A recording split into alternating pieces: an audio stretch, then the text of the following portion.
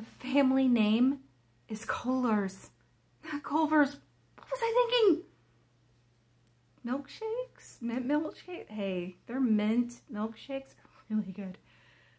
Oh my god. So, what you guys are about to watch is me interviewing myself for like the 6th time. And you know what? I give up. I screwed up the family name so bad. It's Cullers. Cullers. Cullers. Okay. I think we can now kick off with the intro.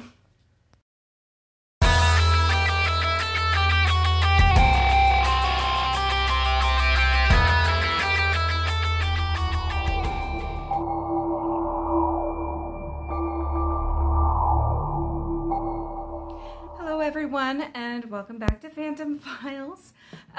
This is going to be part 2 of the Malvern house, and there's some information that I want to tell you about the history of the house.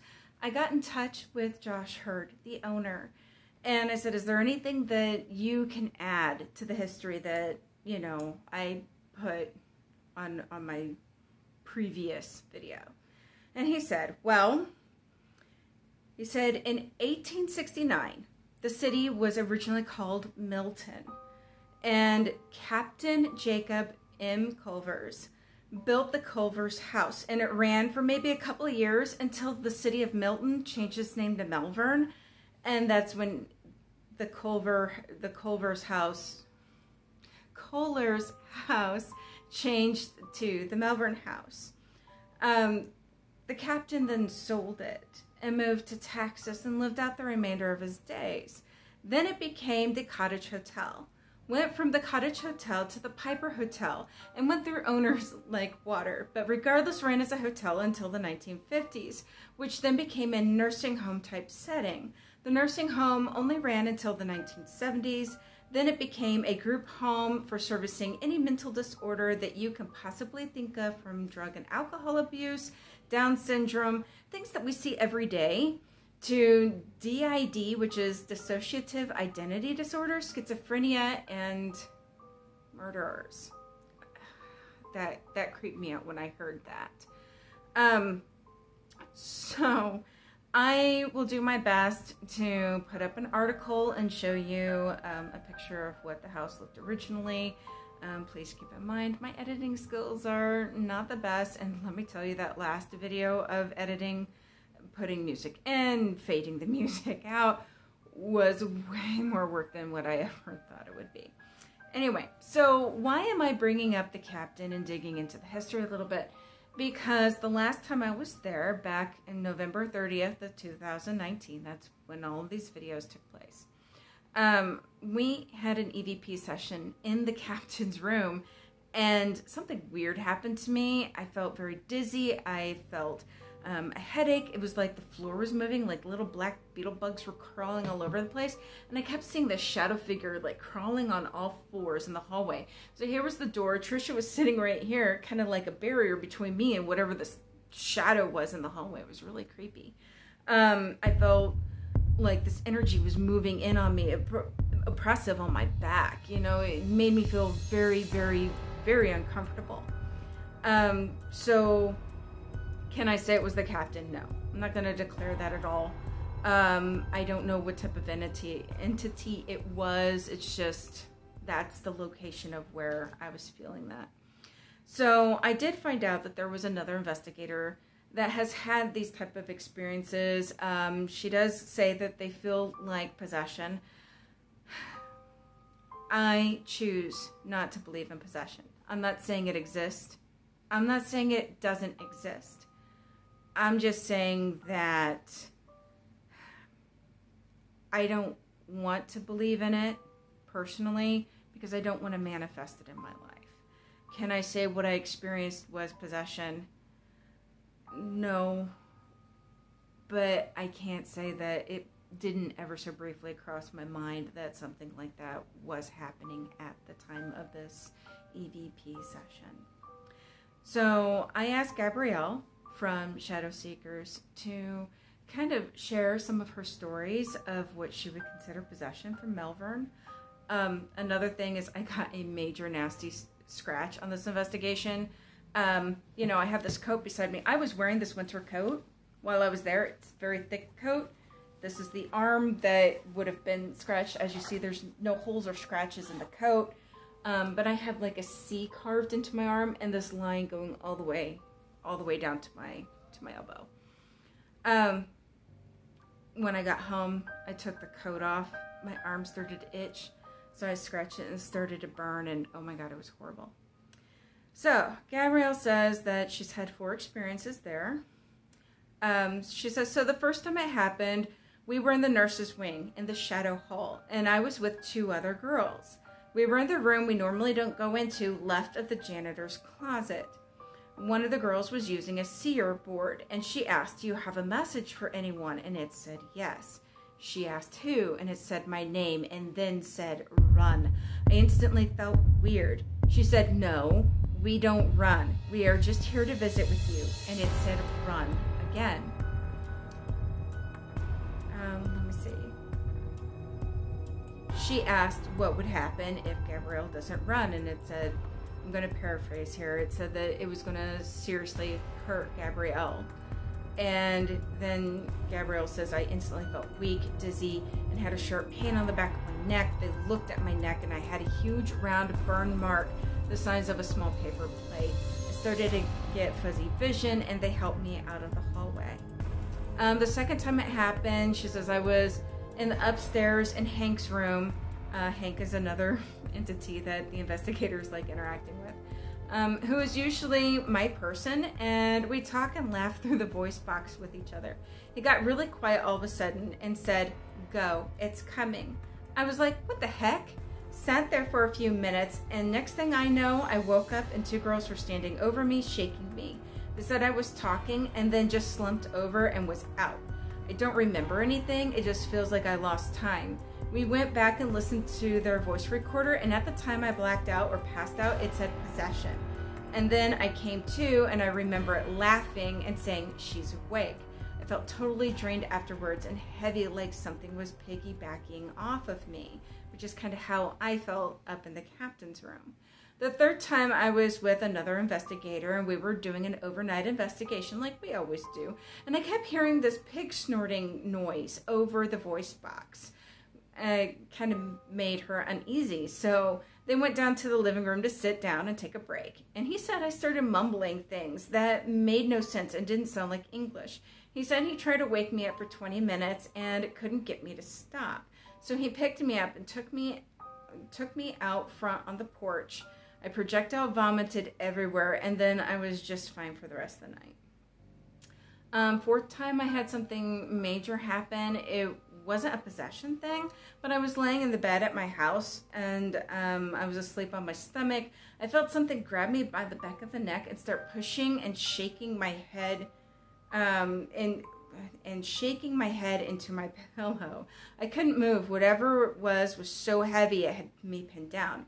It finally stopped, and I heard a loud boom, and it sounded like it sounded and felt like my house was picked up and then dropped back down. I was at Malvern 2 days later and asked if it was one of them that did that to me. And I got a laugh in the shadow hall and a male voice that said, it was me, which really kind of creeps me out. But it wouldn't tell me its name. So I'm sorry, Gabrielle. I had to paraphrase some of that due to, YouTube's stipulations there, and I did really want the readers to, the viewers to get into what you were wanting to convey and everything. So, all right. So what I'm going to do in this episode is I'm going to play that EVP session. I really haven't listened to it since the investigation, because every time I try to listen to it, I start feeling kind of weird. So please let me know how you guys feel about it in the comments below. So please enjoy, and thank you for coming back. Hopefully you guys hear things, feel things in that EVP session. I'm kind of curious.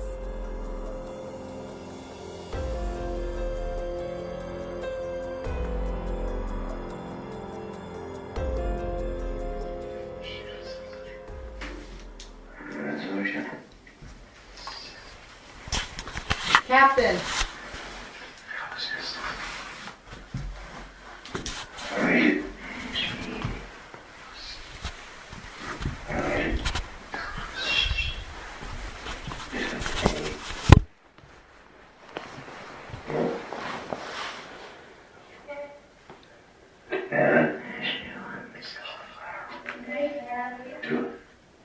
Said hi, Gabby.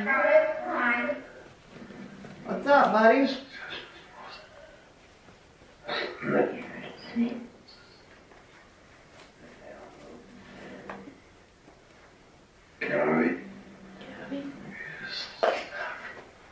Can I sit on your bed?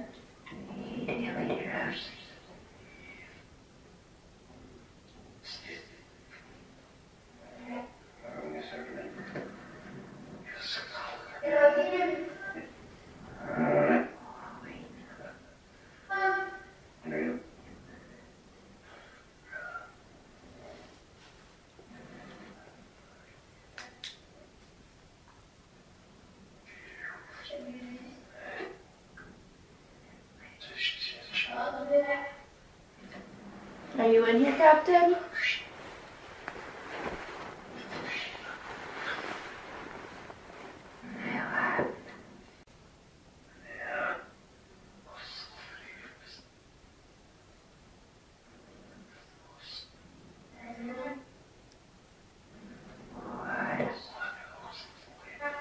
You said slutty. I heard you're all slutty. That's not very nice.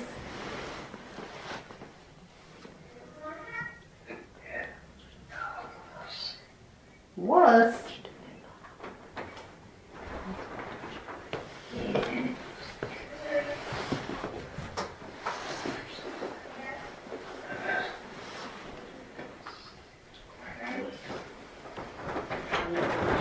Jesus. I don't want to get back up to shut it off. Hey, Captain. Can you turn the light on for me?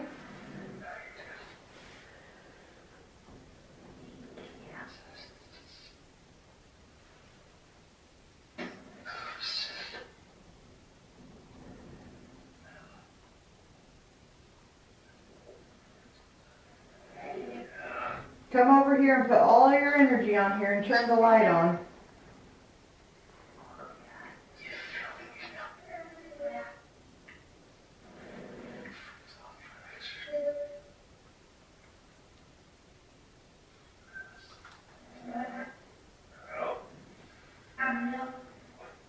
Hello.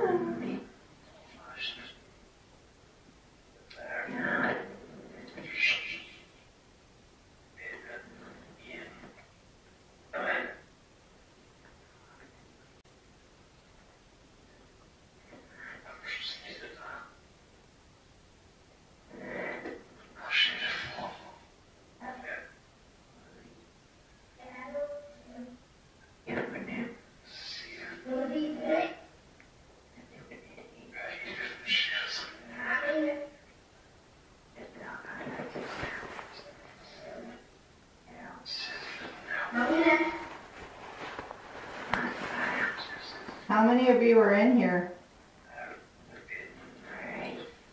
Three. Can you tell me what the three names are?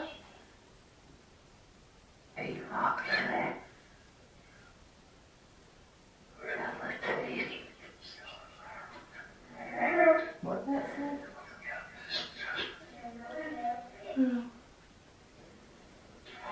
Some with the E. Ella.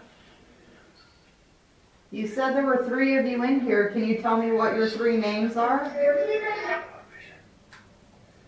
I heard Ava when you said Ella. Ella, Ava. Yeah.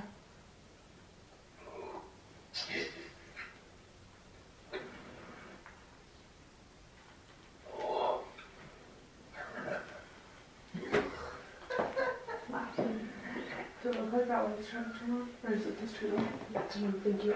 No. Watch, if you touch it, you can turn it on. See? Here, I'll move away from it.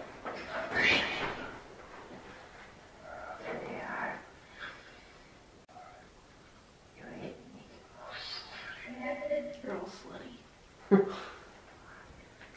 If you're in here with us, can you turn that light on for me? Slut.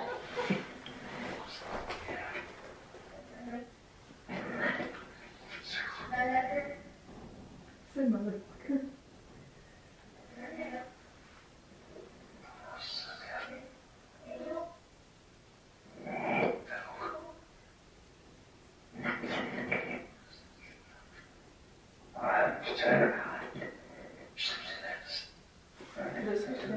That's what I thought, so I could turn around.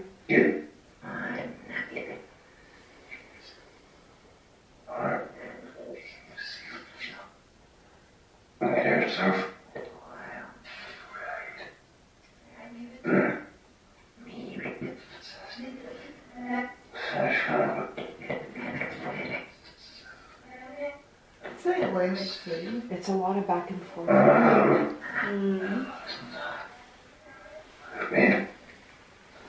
Are you gonna talk to us? Can you turn the light on for us? If you're in here?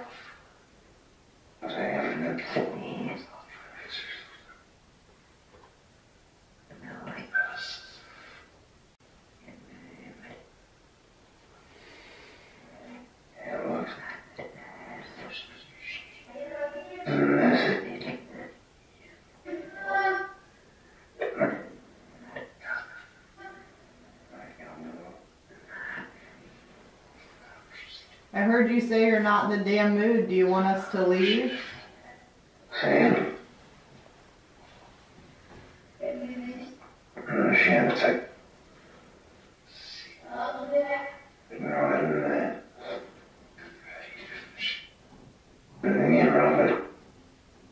you turn on the light if you want us to leave?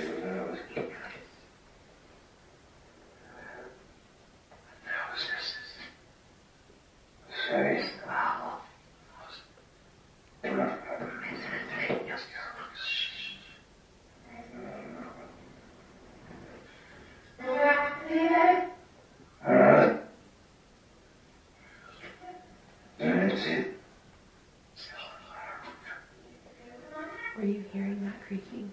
It didn't sound like outside. I keep touching something out there in the hall. So I keep some, like, the turnaround has me flipping back a lot. is there someone in the hallway?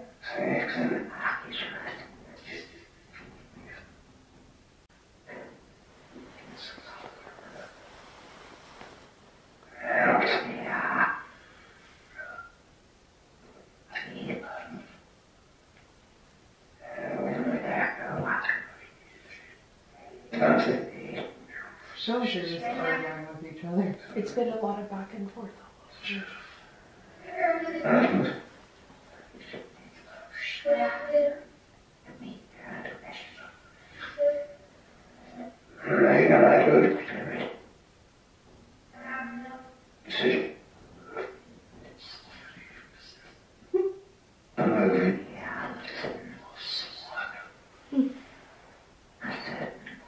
Who are you calling a slut?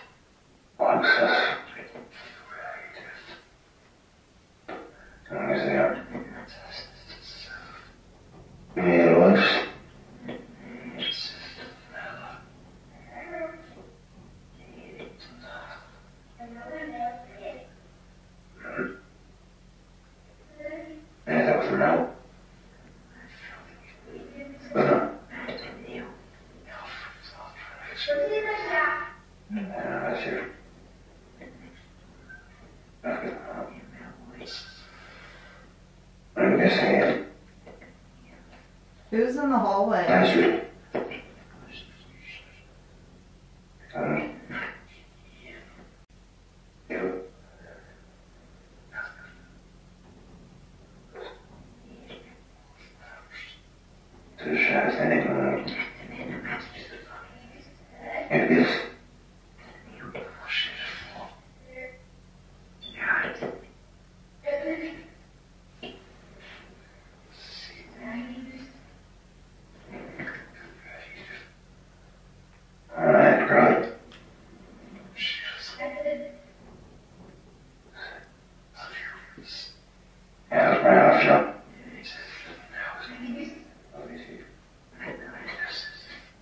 I don't feel like he's going to talk to us. We still have Susie and Inez down here too. Not in the family. What? Not in the family. Yeah. Do you want us to leave your room? Who the hell are you? Okay. Yes, for sure. I'll respect you. Thank you, Captain. Thanks, Captain.